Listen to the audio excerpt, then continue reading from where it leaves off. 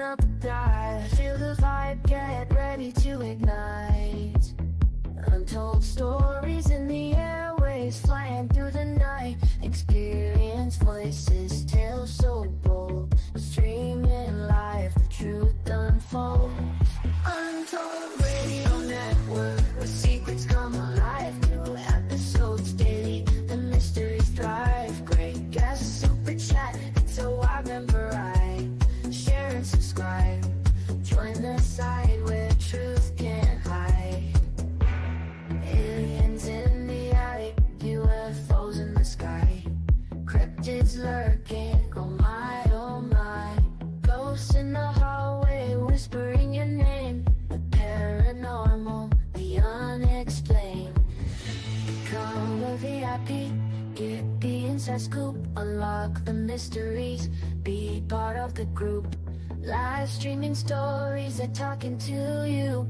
Super chats buzzing, join the crew. Untold Radio Network, where secrets come alive. New episodes daily, the mysteries thrive. Great guests, super chat, it's a wild member ride. Share and subscribe, join the side where truth can hide. So if you've got the guts and you want to explore, tune into the untold, it's what you're looking for. From aliens to ghosts and all that's unseen. Untold Radio Network, where the world's mysteries convene.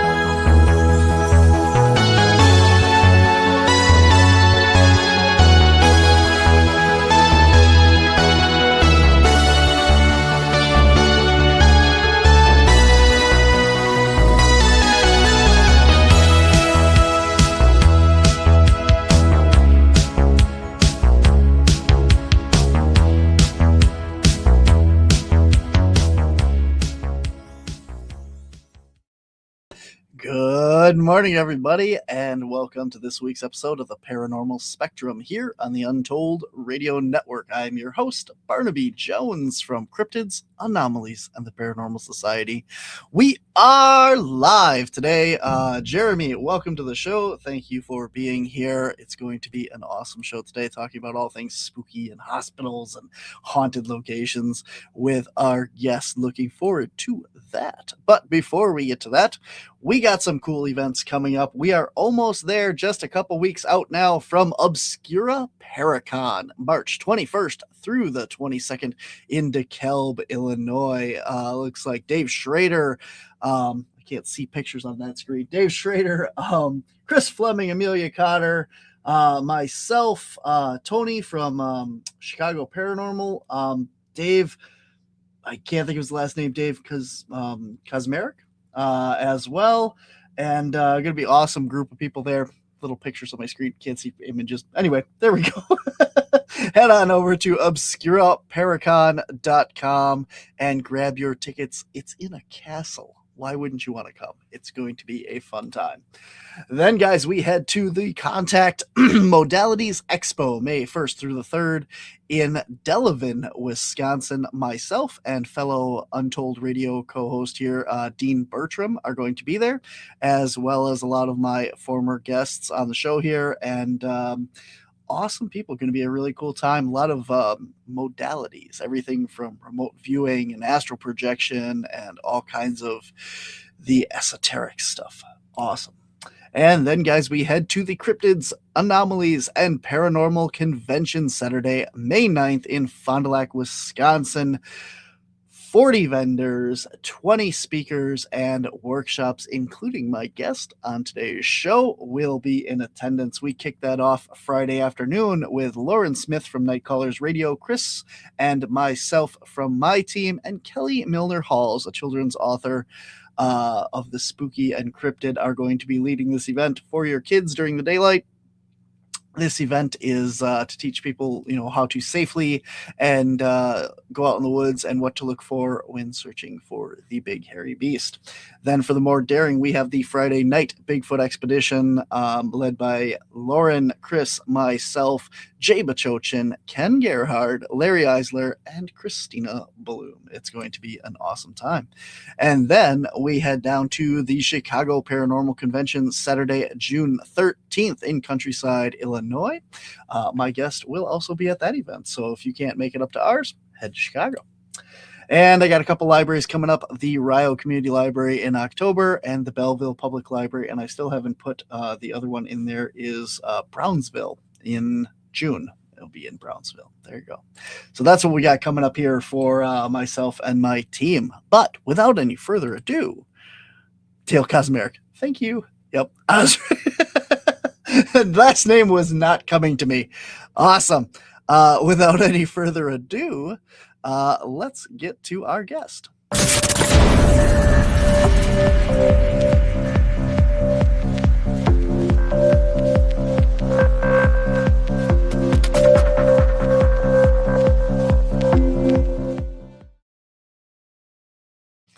All right, guys, my guest today is Sylvia Shults. She is the author of several books of the paranormal nonfiction, including 44 Years in Darkness, Fractured Spirits, Hauntings at the Peoria State Hospital, and Grave Deeds and Dead Plots.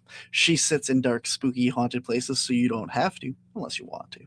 She has spent the last 25 years working at a public library, slowly smuggling out enough words in her pockets week after week to build her very own books.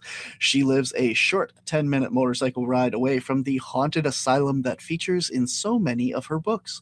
She considers it the highest privilege to share the incredible, compassionate history of the Peoria State Hospital. After battling an intense, lifelong fear of the dark, Sylvia decided to become a ghost hunter. As a paranormal investigator, she has made several appearances in the media, including a tiny part in the Ghost Hunters episode Prescription for Fear about the Peoria State Hospital. Sylvia loves hearing from her readers, especially when they have spooky stories of their very own. So fill that comment section with questions and comments as we go through the show. Please welcome Sylvia to the show. Sylvia, how you doing? I am doing fantastic, Barnaby. Thank you so much for inviting me on. It is my pleasure. So those people who know me personally would know exactly why I invited you as a speaker at our convention and why you are here today. But we're not going to talk too much about it. We don't want to give too much away. But you were set up across from me last year at the Chicago Paranormal Convention. Yeah. And the whole day I'm staring across there, and it never noticed until the very end a little book laying on your table about haunted zoos. And I proceeded to instantly purchase this book because I love zoos. And now you're telling me that there's more zoos that are haunted. I'm familiar with a couple of them, but there was some stuff in your book that I did not know. And now I'm so glad. now I am curious because you didn't have this book. The Endless Summer, More Haunted Museums, Zoos, and Amusement Parks. So when did this book come out? That book came out at the end of August last year, so I didn't quite have it for the Chicago Paracon last year. Oh, disappointed. There's more haunted zoos that I haven't been to. Yes. Now I have to buy your second book. So. And I found not one, not two, but 3 haunted botanical gardens. Okay. That's cool, I guess. But there's zoos, and and everybody knows the museums are haunted. So I guess Oh yeah. And if you've seen Scooby-Doo, we all know about the haunted amusement parks. But Zoos that we gotta get to. I know it's not in your first book, so maybe in your second book, Lee Warner would like to know: is the Milwaukee County Zoo haunted? Oh, I've not heard about the Milwaukee Zoo being haunted, but in the first volume, I talk extensively about the museum in Milwaukee, and that is just splendidly haunted. So I will have to do some research on the zoo as well. Very cool, very cool. Well, the Milwaukee Public Museum is actually closing and moving. Oh, Yeah, the Milwaukee well, Public boy, Museum, brand new building. I think it opens next summer. I hope their ghosts follow them there. Yeah, they're actually tearing down the old one, I think, because Ooh. it has so much. It's so many problems with leaking and just Oh. they have to either it's going to cost too much to replace it than to just build a new one. So they built a brand new state of the art, really cool building. It's really weird looking and stuff. So, but yeah. So maybe the new That one would be nice to have a purpose-built museum. That is pretty cool. absolutely. So awesome. So very cool stuff. This is what kind of what you're going to be talking about at our convention in May. So I don't want to give away too many spoilers, but people are going to have to come out and check that out. So. Oh, yes. It is. That talk is just fun on a bun. I enjoy a lot of my talks, but that one is one of my favorites because there's just so much cool stuff. And what I say in the talk is just scratching the surface of what's in the books, of course. Oh, very cool. Yeah. There's a good question. Lee would like to know, are zoos generally haunted by animals or people? Well, in my research, I have found that it's definitely a little from column A, a little from column B. I have found zoos in which there are zookeepers that return because they miss their charges so much. I have encountered zoos where it is the animals doing the haunting. The Lincoln Park Zoo in Chicago is haunted simply by virtue of being built over the old city cemetery where a lot of the bodies have not been moved yet. That is also the case with one of the botanical gardens. Their backstories are very, very similar. Each of these places was built over a city cemetery with not all of the bodies being moved, so that has resulted in a lot of paranormal activity. But yeah, the answer to your question is yes. It can be either one. A lot more interest in this zoo topic here. So Lee is also going to be a guest at our convention this year. She's from up here by us. So Lee is my fact checker of the show. So Lovely. She's here quite a bit. Thank you, Lee. Awesome. But again, so Lincoln Park Zoo, obviously, I think most people are familiar with like legend, lore, and stories and stuff are familiar with the Lincoln Park history and that. And then another one of the zoos was the Philadelphia Zoo, which was actually featured on Ghost Hunters. Yes. Now what? I need to refresh my memory on exactly what happened at the Philadelphia Zoo. Oh, that I believe. Oh, we get the Houston Zoo. That's one of the zookeepers that has returned. All right, Philadelphia.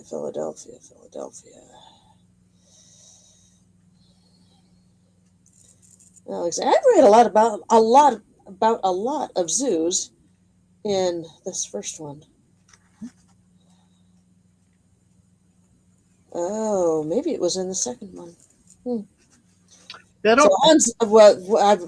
I reminded myself about the Houston Zoo. Hans Nagel was the zookeeper, and he was quite a bit of a cowboy. The city hired him in 1922, and it said that he was the wildest animal of them all.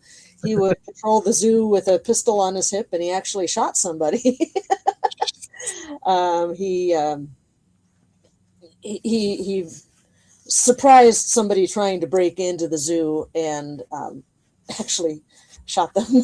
So yeah, Hans Nagel was quite the character. So let's see if we can't find Philadelphia Zoo.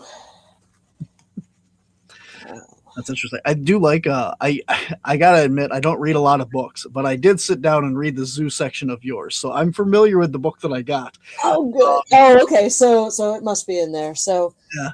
But it's really cool because you also talk about like the history of these locations as well, not just the spooky stories and that. And I did learn quite a bit about the Brookfield Zoo, which was interesting. yeah.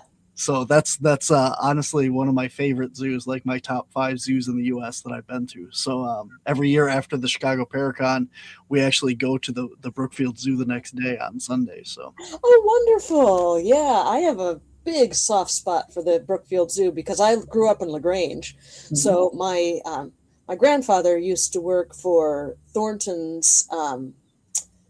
Uh, he used to sell real estate, and his company picnic every year would be held at the Brookfield Zoo. So I remember going to the zoo as a kid, and it's changed a lot since then. I mean, of course, they've done a lot of revamping of exhibits since I was a kid, but I still remember driving on the path to get to the parking lot and looking into the woods and seeing a dinosaur in the woods.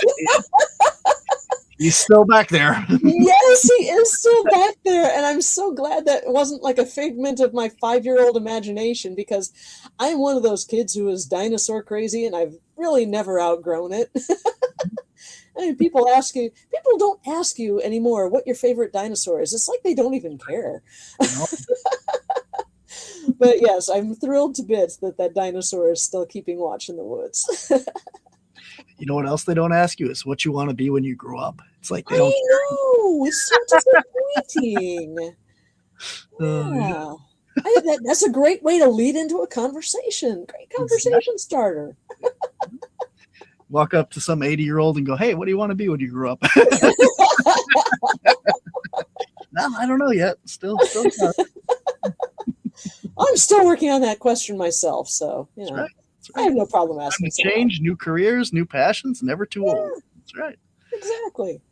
Lee Warner would like to know if the dinosaurs haunt the museums. Oh, I have not heard of a dinosaur ghost haunting a museum, but I did. Now, this is not in any of my books because it's just not something I've written about yet, but I read a book about animal ghosts, and there is an animal sanctuary down in, I want to say, North Carolina, that has ghosts of previous horses on the grounds, and they have captured photographically the ghost of a dinosaur, a pterosaur. And you can see the wings in this photograph. It's astounding. It is so cool. So, yeah, I mean, when I asked a psychic medium friend of mine about any hauntings at the Egyptian exhibit at the Field Museum, she and I talked quite a lot about the Field Museum, and I was just dying to know if there was any paranormal activity left in the Egyptian exhibit, because it has happened before. And her quote was, the Egyptian exhibit is as dead gets. But I have to think that dinosaurs were such vibrant creatures, and there's still so much interest in dinosaurs even today, that I think that keeps their spirits around. And I would be thrilled to tiny little bits to find out about a dinosaur haunting a museum. The museum, the Field Museum had a set of Christmas cards printed up years ago that showed the door of the museum with all those beautiful pillars in front of it, and snow covering the steps, and dinosaur footprints coming out into the snow. It was a nod to Sue, of course, but I was just charmed by those Christmas cards. Oh man, that's really cool. I don't know. It's kind of like one of those things where people always think funeral homes are haunted, because, people's bodies are taken there or whatever. But people don't die at a funeral home. Why would you haunt a funeral home? Right. Same thing with dinosaurs. Like, they didn't die in the museum. Why would they be at the museum? Precisely. Yes, we need to use logic when talking about the paranormal. Now you're People always say, stuff. I yeah. could. People say that cemeteries are haunted. I could see a cemetery being haunted, and they're most often not, because again, people don't die in cemeteries. But I could see that being a better candidate for a haunting than funeral homes, because people regularly visit cemeteries and visit their loved ones in cemeteries. So that would be an incentive to go back and visit in hopes of catching a loved one making their pilgrimage to your grave. But yeah, funeral homes, not so much, really. Plus, you have a lot of the other entities that feed off the dark depression, sadness, and stuff that hang out in cemeteries. Yeah, there is that to consider. But excuse me, I have a hork today, and it's not going away. Anyway, so kind of transitioning from that over to this, from your cemeteries and funeral homes and stuff, you have done a lot of work on the Peoria State Hospital. And I have done, yes. And on this now, and I think this is your main book on that. Is that right? Yes, that was the original, the OG. I did a lot of research for that, learned a lot of the history of the place, and people were generous enough to share stories of their own experiences with me for that one. And when I typed the end on that, people didn't stop having experiences. So in a couple more years, I had enough material to put out a second book of history and hauntings called Fractured Souls. There we go. Yeah. And you're just right on there with the book covers. That's awesome. Except I didn't think that was the book you were going to, so I'm really glad that was right. Yeah, and then it's a back burner project for now because I have a lot going on, but I am planning a third volume in the series because I've captured some more excellent stories that I just have to share with people, and learned even more about the history of the place. There is a third book in the Asylum series called 44 Years in Darkness, which you mentioned in your introduction. That is really about one of the patients at the Peoria State Hospital, a woman by the name of Rhoda Derry. Yeah, there we go. One of my publishers, the one that puts out the Fractured Spirits and Fractured Souls, he collected all those into Tales from the Asylum. So if you want the whole asylum experience so far, that's the one to go with. Very cool. Awesome. So, well, let's start off, for anybody that's not familiar with it. Tell us about the Peoria State Hospital, a little bit about it and the history of the building. of course. So you say haunted mental asylum, and your mind automatically goes all American Horror Story on you, and you assume that there was pain and fear and abuse. It's a haunted mental asylum, for heaven's sake. But it is my privilege and my joy to tell people that was not the case at the Peoria State Hospital. This was a place where the patients were treated like family members. The asylum was set up in a cottage system. At the very beginning, they had built a great big building called a Kirkbride building after the guy who designed it. And that is a place where all of the patients were housed together with completely little to no regard for what they were actually suffering from. And if you were suffering from depression, it really wasn't to your advantage to be sharing your room with a raving schizophrenic. So they decided to scrap that idea and go with a cottage system instead. This allows people to live with other people who understand what they're going through. Alcoholics were housed with other alcoholics, and if they felt the compulsion to crawl into a bottle and not come out, they had someone who understood what they were going through. Epileptics were housed together, so if you felt a fit coming on, they were paired up in a buddy system. So if you felt an episode coming on, help was as close as your buddy. So that really did a lot to help these people recover. For most of our history at the Peoria State Hospital, we had the highest rate of reintegration into society. And Dr. George Zeller would actually send nurses to people's homes after the patients were discharged and sent back to their families. He would send nurses back to their homes to do an interview to make sure it wasn't that home environment that was causing the problems in the first place. So that is something I can definitely relate to over years of experience and life. It was just a very compassionate place. The cottages were looked over by a married couple to give it a more home-like feeling. The superintendents encouraged people to decorate the cottages for every holiday and for every patient's birthday. It was, I don't want to sugarcoat it too much because these people were there for a reason. They had issues with which they needed help. But the thing about the Peoria State Hospital is that they got that help there.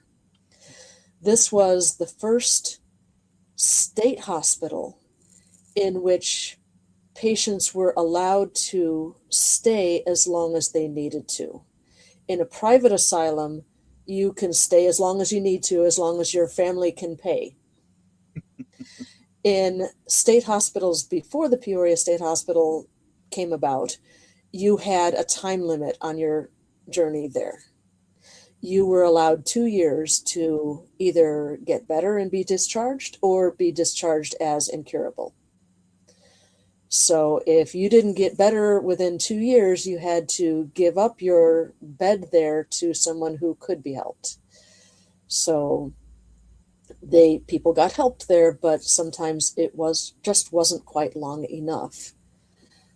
But the Peoria State Hospital changed all that. This was a place where some people spent 50 years there. And for every single one of those 50 years, they were treated with dignity and compassion because they were human beings too. And the staff there and the superintendents there, especially Dr. George Zeller, he realized that. And he made sure his staff treated the patients with the respect and dignity they deserved. That is really cool.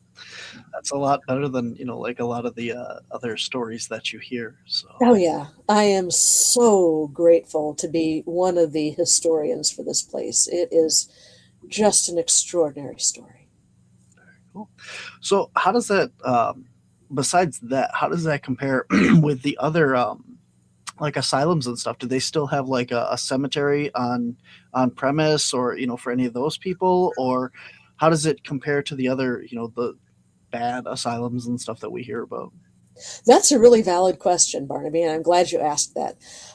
There are 3 cemeteries on the hilltop. Some people call it 5 cemeteries. But that's just because 2 of the cemeteries have different sections to them. So I just refer to it as 3 cemeteries. There are 4,132 people buried on the hilltop. That represents only about a third to a quarter of the people that actually passed away there. Most of the people that passed away in the care of the asylum were sent back home to their families for burial and family plots.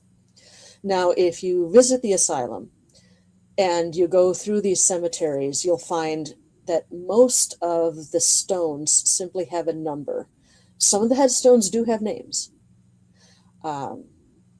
Our very own Rhoda Derry has her own headstone, and she is well remembered. But a lot of the stones only have names. And there is actually a valid reason for it. It bothers a lot of people. It bothered me too before I found out the reason. The reason is for patient privacy. If your Aunt Joan died in the asylum, you wouldn't necessarily want people knowing that. So it's really up to the families to provide a stone for their loved one if they want them to be remembered like that. Another reason is that according to Illinois law, you cannot have a name on a stone, a proper stone, unless it's the person's legal name. And some of our patients just went by nicknames. Sometimes we didn't even know their legal names. So it's actually against the law to put that name on the headstone. But mostly it was for patient privacy and the privacy of the families of those patients. Dr. Zeller did keep meticulous records of which patient was buried under which stone. And the historians have some of those records still. And we call that the Book of the Dead for obvious reasons.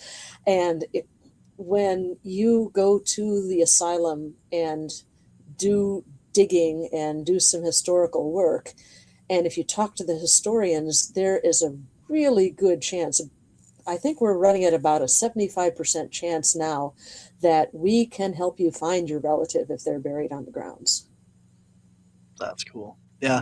I know the one asylum here in Oshkosh, we have this haunted cemetery and stuff there, supposedly. And I've been there, and all the graves, like you said, are all just numbers. But that brings up an interesting point, because off topic of the hospital for a second here, I don't know if you've written about it or not, but the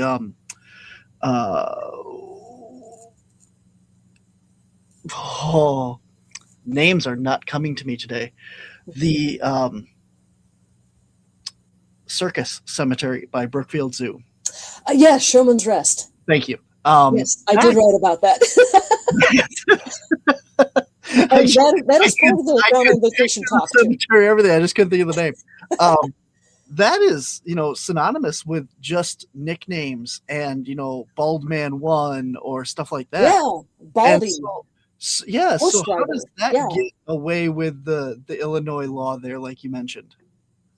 Yeah, I'm not sure how they skirted around that. And at the Peoria State Hospital, Bookbinder has a stone, and that was just a nickname that the patients, the staff gave him. I'm really not sure whether it was just the pull that the circus, that the Showman's Memorial Foundation had with the state, that they were allowed to put just the unknown horse driver number 2. I'm really not sure about that now that you mention it. I wonder if it's just because they literally didn't know the names. Oh, a lot of that was that. Again, I talk about this in the talk that I'm giving at the CapCon, but a lot of the bodies were too badly burned to be able to make a distinction. And also some of these roustabouts were just hired on and people didn't really know their names. So yeah, there's that. Of course, that don't know, Showman's Rest was the final resting place of a great circus train wreck from the Hagenbeck Wallace train wreck. So a lot of people passed away and they didn't know who they were. So Showman's Rest is where they ended up. Yeah. Very interesting. Yeah, we were talking about the Al Ringling Mansion earlier today, before we went on, and we did the Showman's Rest as part of that episode that we. Cool. So interesting. Awesome. All right. Well, back to the hospital. We are live, guys. I want to address this comment real quick here. Octopus says that he used to fix Ryan Golombeski, which is RPG for you. He used to fix his lawnmower. That's great. Cool. RPG. I love small world stories like that. Thank you for sharing that. You will. I will have to have Ryan back on my show to chat more, and you'll have to come back and when he can come live. So that was a pre-recorded show, so he didn't get to chat with him. But anyway.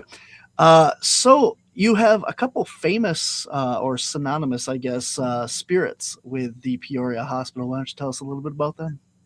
Okay, so one of the spirits I mentioned is, of course, Bookbinder. He is one of the most famous His story is one of the most famous ghost stories to come out of the Peoria State Hospital.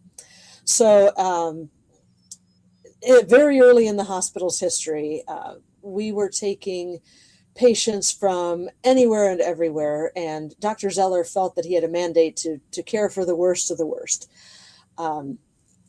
So this fellow showed up at the asylum, and he had a mental breakdown at work, and his breakdown was so complete that he was rendered mute. He was unable to tell the intake nurses his name. All anybody knew about this guy was that he had worked in a bookbindery in either Peoria or Chicago. We're not exactly sure about that part of the history.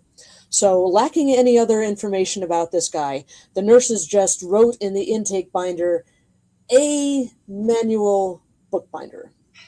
Wrote that down in the intake ledger. So he became known as Bookbinder, or Old Book for short. He wasn't particularly old, but they called him Old Book. Now, one of Dr. Zeller's genius ideas was to give every able-bodied patient a job to do. It gave them something to fill the hours of their day, gave them a sense of responsibility for their surroundings, gave them a reason to get up in the morning, and it really helped with their recovery to have something to do, something productive to contribute to the running of the asylum. So Old Book was put on cemetery detail. His job was to keep the cemeteries clean and to dig the holes for the funerals, for the burials. So he started in on this job, and very soon he was called upon to dig one of these holes, and he actually stuck around for the funeral afterwards. And as he was standing there at the graveside listening to the funeral service being read, his shoulders started to hitch, and a tear tracked down his cheek, and pretty soon Old Book was just sobbing openly. So he didn't want to disturb anyone, so he went over to a big elm tree that was in this middle of the cemetery and just leaned against the trunk and just started bawling. And then when the service was over, he wiped his eyes and collected himself and came over to fill in the grave, to finish his job. So Old Book actually became known for attending these funerals for which he had dug the graves for the deceased person. And he became something of an urban legend around the asylum. If someone knew that they were on their deathbed, they would snag a passing nurse and say, "Hey, make sure Old Book cries for me or I won't get into heaven." So he did have that reputation. So it was about 1911 or so that Old Book himself passed away.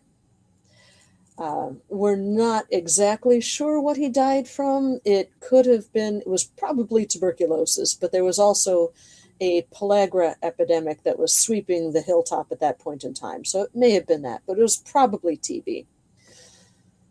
Old Book was a well-loved character at the asylum, so his funeral was very well attended. There were nurses, there were patients. Dr. Zeller himself was there.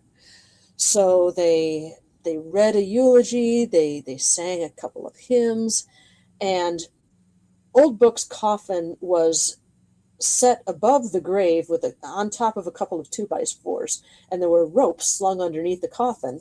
And the idea was there are 4 guys on each end of these ropes, and they lift the coffin up. Somebody else slides the 2x4s away, and they lower the coffin into the grave. Well, it came time for that part of the ceremony, and these big guys take hold of the 4 ends of the ropes, and they heave up on them, and the coffin bounced up into the air as though it were completely empty. And just at that moment, everyone heard a noise coming from the graveyard elm in the middle of the cemetery. And they looked over, and there was the ghost of Old Book leaning in his spot against the tree trunk, just howling and sobbing and carrying on. People didn't know what to do. Nurses fainted. People fell to their knees. They had no idea what was going on, how to react to this. Dr. Zeller took charge, and he said, "I want that coffin open right now."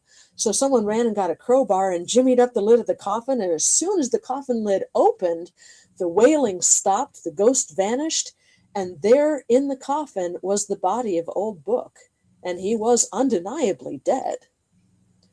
And Dr. Zeller, we know about this story because Dr. Zeller wrote about it in his memoirs. He said, "It was awful, but it was real. I saw it. 100 nurses and 300 spectators saw it." Now, the story of Old Book doesn't end there. After about 6 weeks or so, the graveyard elm also started to die. And nobody wanted to see Old Book's tree die. So they watered it and they cared for it and they did everything they could, but it was soon obvious that the old tree was on its way out. So Dr. Zeller was a very safety conscious guy. He didn't want anything, he didn't want the tree falling and hitting somebody and hurting them. So he sent a crew, a grounds crew, to chop the tree down. And the grounds crew swore at the first stroke of the axe, they could hear the voice of Old Book coming from inside the trunk of the tree, and they threw their axe down. They said, "Oh, no, we don't want any part of this." So Dr. Zeller sent a fire crew out to burn the tree down. So they piled kindling at the base of this dead tree and poured some kerosene on it to get it going, and they were standing by with a bucket of water for safety, and they struck the match and lit the tinder on fire, and the kindling started to catch, and the smoke started to come up from these branches at the base of the tree, and in the smoke they swore they could hear the crackling of the flames, they could hear the voice of Old Book once more, and in the smoke that curled up they could see his face, and he was just distraught. And they said, "Oh no, we can't do this." So they poured the water on the flames, they put the flames out, and they went back to Dr. Zeller and said, "Well, we can't do this." So the old tree was allowed to die on its own, and legend has it that when it did finally fall, it fell right between the rows of headstones and didn't damage a single stone as it fell. That's cool. So wow, it's so cool to see, like the folklore and stuff written, like real time, yeah. like stories that we tell and stuff, and people, writing about them that have happened to them. That's Yeah. That's what fascinates me about the lore and the history of places like this, and any place I write about, really. That's why there's so much history in it, because you can't understand the ghost stories without understanding the history. That's why we have the stories and the lore. Absolutely. I don't know if you mentioned this in the beginning or not, but when was the hospital actually in operation? When to when? Oh, it was from 1902 to 1973. So 71 years of a mostly glorious history, and mostly a very compassionate history. So what happened to it in 73? Just decommissioned? Has it been empty or used for anything else since then? Or Well, that's a very interesting story in and of itself. In 1972, there were several patient deaths that the state was asked to look into. A couple of them were patient-on-patient violence. And another was some fellow who, for reasons known only to himself, he had a piece of gum, and he took the gum wrapper and wadded it up and stuck it in his ear, and it got stuck, and it led to an ear infection and then led to meningitis. So he passed away from that at a hospital in Peoria. The story of the decline of the Peoria State Hospital is something that bears witness. As I said, we had the highest rate of reintegration into society. In the mid-1960s, the asylums asked the state for some funds to completely revamp the asylum, put in wheelchair ramps, widen doors so wheelchairs could get in and out more easily. They did an entire revamp of the asylum. So when the state was asked for these funds, they did kind of an examination of the asylum. They found out that we had the highest rate of getting people better, but what they found also was that we were the most expensive in care. So the state, in its infinite wisdom, decided to start cutting funds.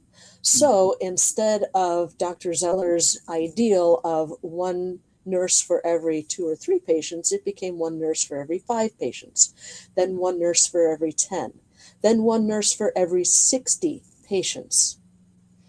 And with that, that is when, I don't want to say abuse because that's the wrong word, and neglect isn't really the correct word either. It's just that our staff was stretched so thin that we were simply unable to care for these patients. Another facet of this was that at the end of the asylum's history, we were caring for not only the mentally ill, but also the mentally handicapped. And we were brilliant at caring for the mentally ill, not so much the mentally handicapped who did not have any sort of recovery to look forward to.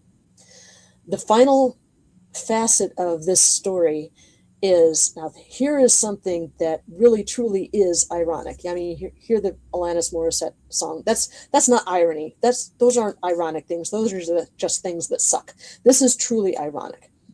So before Dr. Zeller became superintendent of the Peoria State Hospital, way back at the beginning of the 20th century, he served as an army surgeon. He was in the Philippines.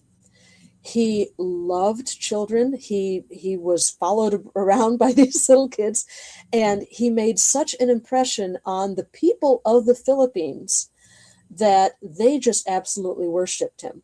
So part of the cost-cutting measures that the state implemented was to hire something called limited license physicians.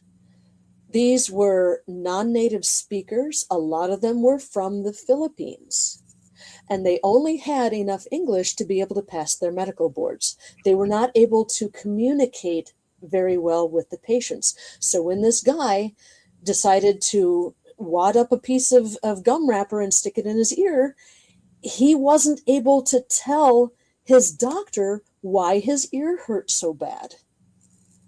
So that is the real tragedy of this. The real irony of this is that all these doctors from the Philippines were so invested in carrying on Dr. Zeller's work in his memory that they begged and pleaded to go to the Peoria State Hospital, and they were part of its downfall. So, yeah, just absolutely heart-wrenching. That's terrible.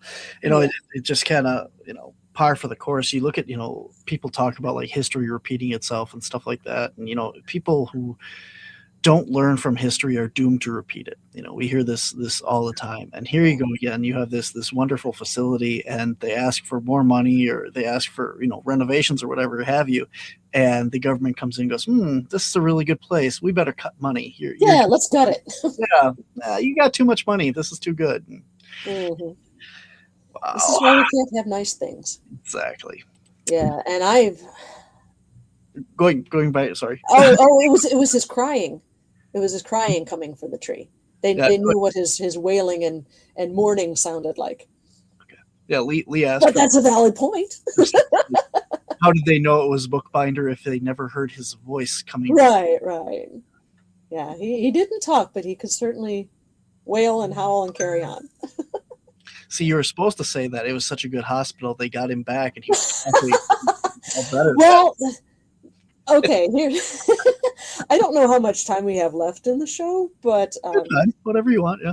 Okay, one of our other patients is of course Rhoda Derry, and her story is so compelling and so amazing that I felt that she needed her own book, and her story is just filled with heartbreak. In a nutshell, she was abandoned by her family, dumped by her fiancé, and spent a lot of time, 44 years actually, in basically a cage at an almshouse in the later half of the 19th century.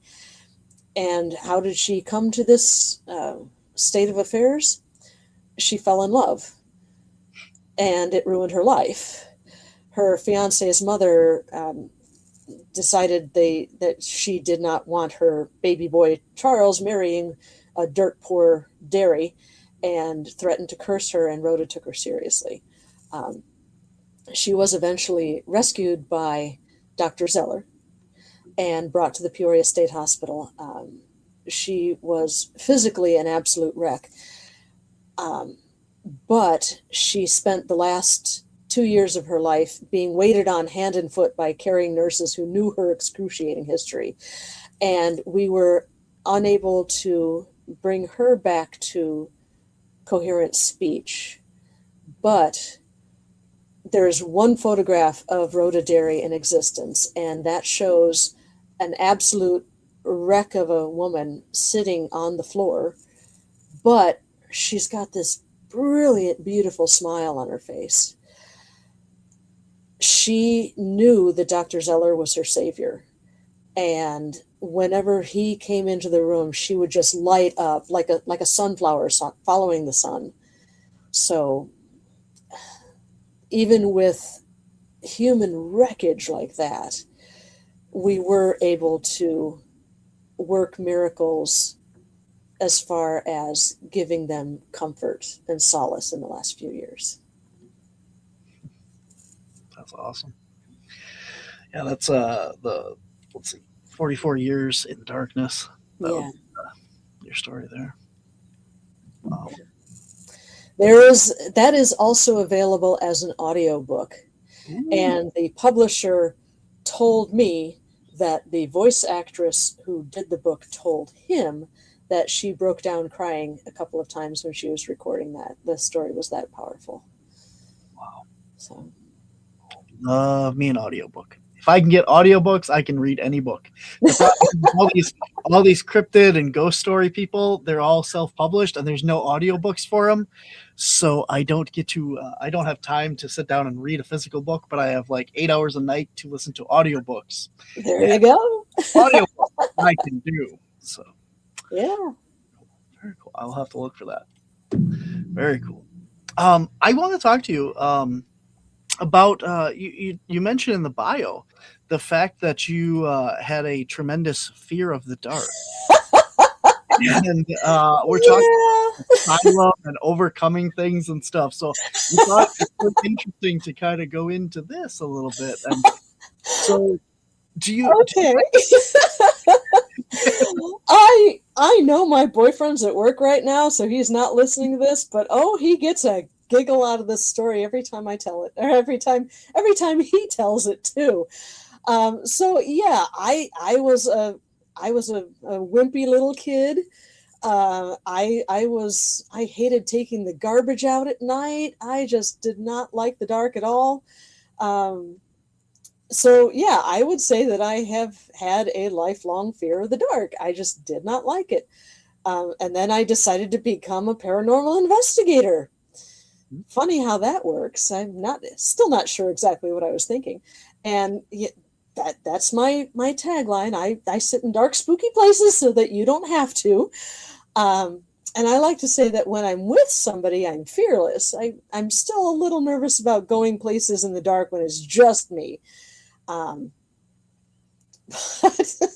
one of the first times that my boyfriend and I went ghost hunting together, it was just him and me, and we were investigating Blood Moon Manor, which is in Gone on Vacation, Endless Summer. And we were getting ready to go lights out, which, I've gotten used to going lights out. But we were getting ready for it, and we were discussing, if we're probably going to turn the lights off. And I'm like, okay, yeah, that's fine. You're here. I'm okay with that. I was like, well, I wonder how we're going to manage that. I'm not exactly sure where all the light switches are. There's this dodgy looking power strip with all sorts of wires coming out of it. He clicks on, he points to button on the power strip, and he goes, I wonder what this switch does. And he clicks it, and instantly we're bathed in darkness. I was like, whoa, warn a girl first. And he turned it back on. And yeah, and he just was overcome with giggles at that. He was like, oh, big bad ghost hunter.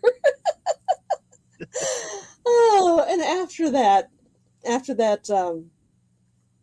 investigation, we decided to drive 7 more minutes down the road and investigate Zion Cemetery. And again, this was 10:30, 11 o'clock at night, so it's pitch black. And even when I'm with somebody, I have a really good imagination, so I'm not really jazzed about walking around a cemetery in the pitch black. He knows that cemetery like the back of his hand, so he was completely fine with it, but I made him keep the flashlight on for me. And to his credit, he was a gentleman and did not turn the flashlight off when we were deep in the cemetery. So, yeah. I really like having people around me when I'm walking around in the dark. Well, that could be good or bad in that instance, though. He gets the people in the dark that you're afraid of to begin with. So. Right. I never know. But, yeah. Interesting. And then we sat in the dark outside the cemetery gates, which was fine, and talked until my toes got cold. This was the end of November, and right before we parted ways, we shared our first kiss. So I have very fond memories of that cemetery. There you go. Very cool. Now, so this is awesome because you actually do the ghost hunting as well as just the author. Like a lot of the authors and stuff. I don't mean any disrespect by that to the other authors, but a lot of people just like do the history, which is fine because we need that. And a lot of the times the ghost hunters are just like, I'm just going to go investigate, and they don't, look up the history or anything. So it's nice that you have people like yourself that do both. So.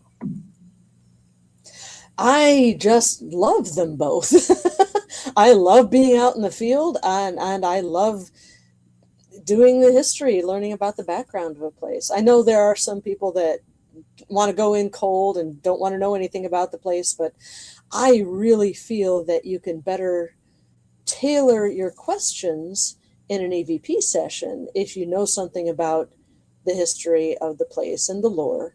I had somebody describe it to me years ago about, if you're investigating a college campus and a student died in the chemistry wing, and you wouldn't be going asking questions about that in the gymnasium. Mm-hmm. You're not going to get as good results. Absolutely. What has been your most intense, most bizarre, creepiest story of going out and investigating? Oh.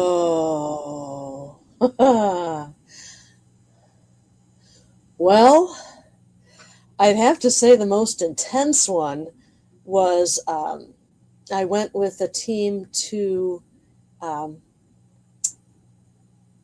Louisville, Kentucky, and we investigated Waverly Sanitarium, and we also went to a different night of that trip. We went to a tiny cemetery in the middle of nowhere called Casey Cemetery, Kasey, and it was supposed to be haunted by the spirits of quite a few children, and it's not the most depressing cemetery I've been in, but it was very sobering because a lot of the graves were children's graves, and a lot of the decorations were children's toys, teddy bears that were just weather beaten to grayness. And as we were, that group was investigating the cemetery as it was getting dark. And that's why I chose to be in that group. I was like, oh, I really want to be investigating here when the sun's going down and it's creepy and everything. From the back of the cemetery, we could hear a whippoorwill calling most of the time we were there for like 20, 25 minutes. There was this whippoorwill just going nuts. And I found out later that the call of a whippoorwill in Native American lore signifies the presence of the spirits of dead children. That was by no means the creepiest part. The creepiest part was that the backstory of this particular cemetery was that it had been used for satanic rituals. And just the night before, the farmer, the way you get back to the cemetery is you go in literally into a farmer's driveway, and then you keep going on the White Rock Road for several miles until it dead ends in the cemetery, with a tiny grass-covered parking lot in front of it. So just the day before, this farmer had lost a couple of cows to ritual sacrifice. They were not demolished. The cows were slaughtered and defaced. I'm trying to. My words aren't coming today. But yeah, that had happened just the night before. So as we were investigating this place, knowing the backstory, another car came down the driveway with several people in it, and they were acting very sketchy, and one of them reached into the glove compartment for something or other, and we noped out of there really fast. And then that car started following us down the driveway, and we were just like, oh, no, no, no, no, no, no, no, no, no. So that was by far, you have far more to worry about from the living. Mm-hmm. Mutilation, that's the word I was looking for. The cattle were mutilated. So, yeah. See, that goes back to my story of the people in the dark with you that you have to worry about. I've said this a couple times on the show, but we went down to investigate Kentucky and Tennessee and stuff for Bigfoot, and we told the people, we're going out in the woods, and they said, oh, be careful. And we're like, oh, it's a different woods. We don't know what's out there and stuff. I said, do you have bears? Do you have cougars? Is there, what's dangerous out there? And they go, it's the people that you run into the woods. Like, oh, yeah. Yeah. So people are definitely the scariest thing out there in the dark. Oh, for sure. Awesome. Well, on that happy note.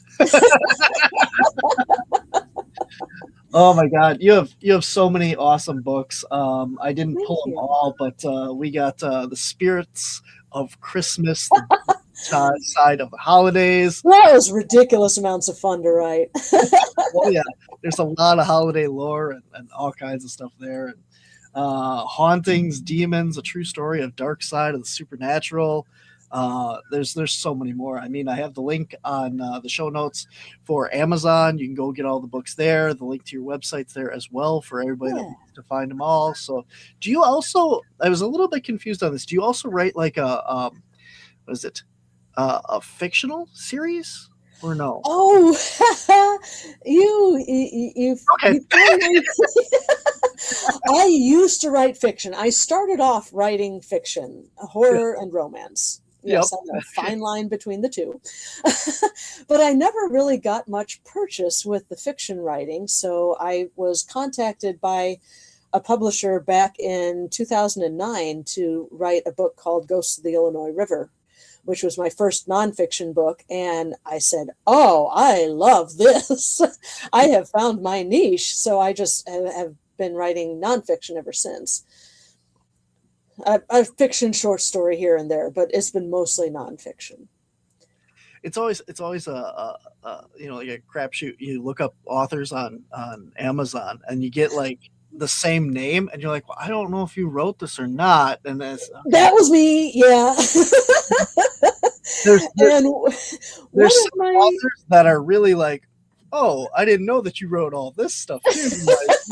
But one of my romance novels is available as an audiobook too. It's Double Love and Trouble. Yeah. So There's I some don't real know about space out there. that. Yeah.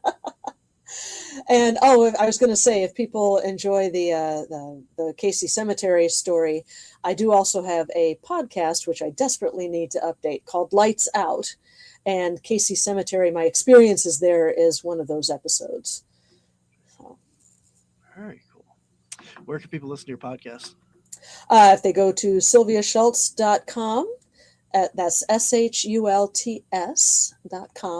There is a link at the top of the page, a tab that says Lights Out, and that will take you to it's available as a podcast and as a YouTube channel. So if you want to see the pretty pictures, click on the YouTube link, and if you just want to investigate the podcast just sound wise, it's available on Stitcher and iHeartRadio and Apple Podcasts and anywhere you listen to your podcasts. Awesome. Very cool. Very cool. As I said, the link to the website is in the show notes so that you guys can all go check that out as well. So, and if you guys are in the Wisconsin or Chicago area, you can come out. Sylvia and myself will both be at the Cryptids, Anomalies, and Paranormal Convention on Saturday, May 9th, as well as I think you said you will also be at the Chicago Paranormal Convention on the 13th. So That's right. Fun back. I'm not speaking at that one, but I am speaking at the CapCon, so show up for an awesome talk on Gone on Vacation. It's going to be fun on a bun. Very cool. Where else are you going to be this year? Anywhere else fun? I am going to be at the Haunted America Conference in Alton on June 24th and 25th, I want to say. The end of June. I'll be there. I'm doing several library talks. I've got some library book sales coming up, some library talks coming up. Yeah, I'll try and keep the website updated. I'm hips deep in working on the new book, which I'm actually writing with a co-author. I am working on something that is straight true crime, grave deeds and dead plots. Those books and the podcast are true crime stories that have resulted in hauntings. But this book that I'm working on now is straight true crime, nothing paranormal about it. And that's going to be amazing. Very cool. Very cool. Well, I am looking forward to seeing you in person and getting your other second haunted zoo book because I didn't get I got the first one. I own the first one, so looking forward to that. Awesome. So, one final thought: what do you want to leave people with? What is your takeaway from all the adventures and stories and stuff that you've written about? Oh, that would be the fact that ghosts are people too. The more I do this, and the more I learn about the history of places, these people were just like us, except they happened to have an earlier birth date than us, and they've already crossed over the veil in this particular lifetime. I would just say